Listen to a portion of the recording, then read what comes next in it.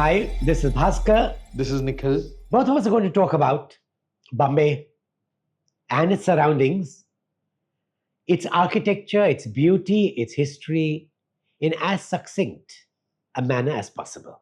Everyone thinks of Bombay as a commercial capital of India. But it wasn't always so. Till the 1600s, Bombay was just a forgotten one more island, like the thousands we have around the shores of India. But then two accidents happened. The first accident took place at the end of the 1600s when the Portuguese decided to give Bombay away to the British as a dowry. And the second accident happened when, in 1707, Aurangzeb died and all the businesses that were there in Surat. Remember, Surat was a very, very big port. It was bigger than any port in India except Calcutta. And the British used it for trading. And there were financiers there, there were traders there. Surat was also the biggest textile yarn producer for the whole world. When Aurangzeb died, law and order broke down. And many of the businessmen looked for a place where they could start business again. And the British promised them good law and order and a business-friendly environment. So they all came to Bombay. And then Bombay had the fortune of having four great people who contributed to the wealth of Bombay. One was David Sassoon, who later became the landlord of Bombay. The second was Jeejeebhoy, who was actually before Sassoon the richest Indian. The third was Jehangir Cowasji, and the fourth was the Karim family. They have been talked about by many people in many places, but leave it there. When the Portuguese took charge of Bombay, they were interested in Bombay as a revenue collection center. In the midst at Mahim Fort, you had the cannons because of Mahim Creek, today stinking and polluted, at that time was a freshwater river going right to the interior of Maharashtra, and boats used to ply up and down carrying merchandise, and the Portuguese collected money from each boat that passed by. It's very interesting that you said that there's a different architecture as well between Bandra and Bombay. Yes. And essentially the reason is that the Portuguese ruled Bandra for much longer than they did rule Bombay. So in 1661, when the Portuguese gave away Bombay to the British, they gave away only the area till Mahim.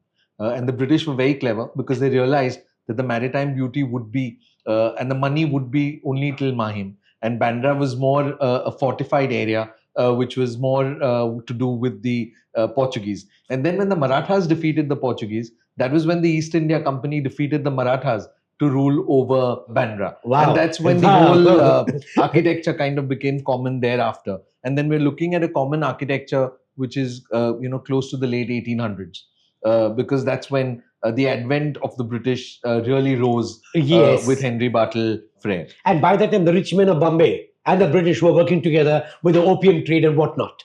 Opium trade as well as the cotton trade. That's a very important, factor.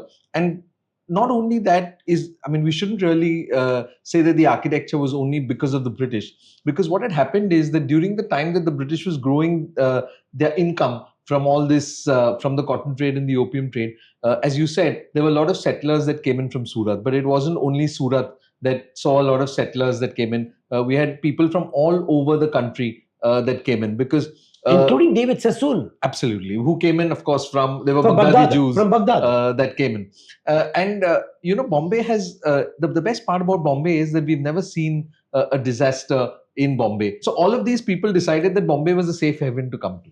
And that's the reason that they all came to Bombay. And slowly, the architecture of Bombay started changing. So you had these really, ground floor storied vernacular houses that then became double-storied vernacular houses all through Bombay. And there was one thing that connected Bombay. Of course, there was British architecture that we keep talking about, the Indo-Saracenic architecture.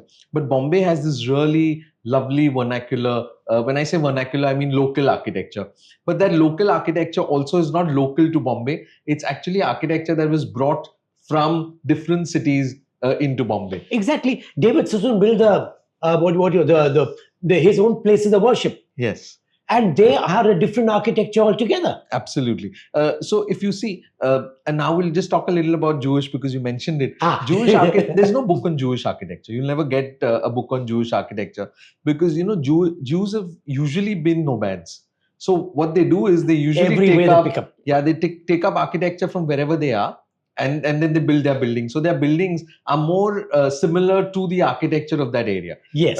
So when you look at the synagogue at Kalagoda, and you'll realize that it's so beautiful because there's no real word for its architectural style, and which is why the best way to say it is Renaissance architecture.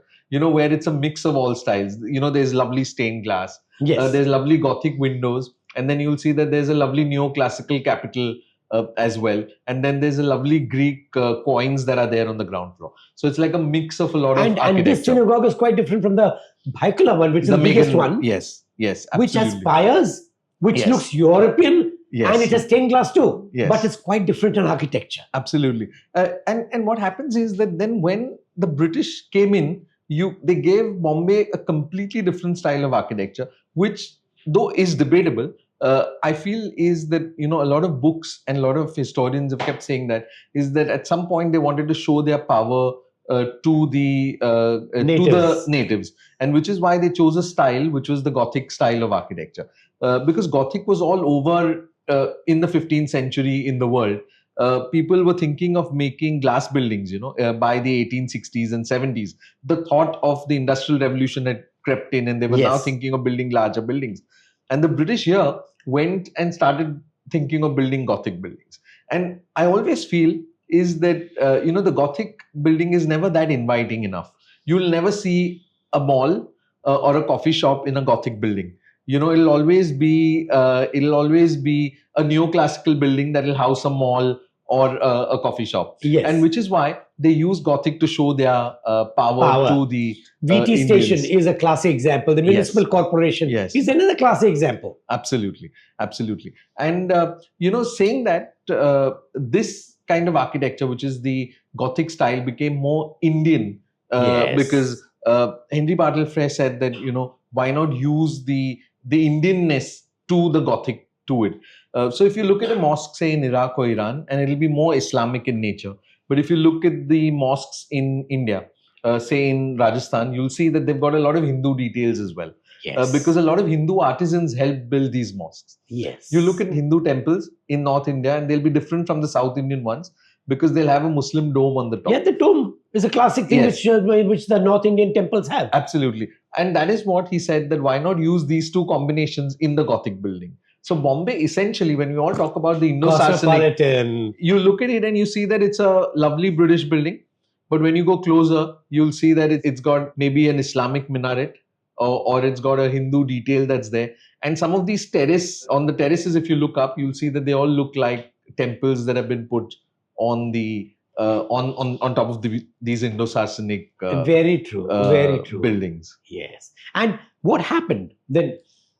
When Mime Causeway was built, connecting Bombay and Bandra, Bandra Khat, did it change the architecture there, or did it remain different?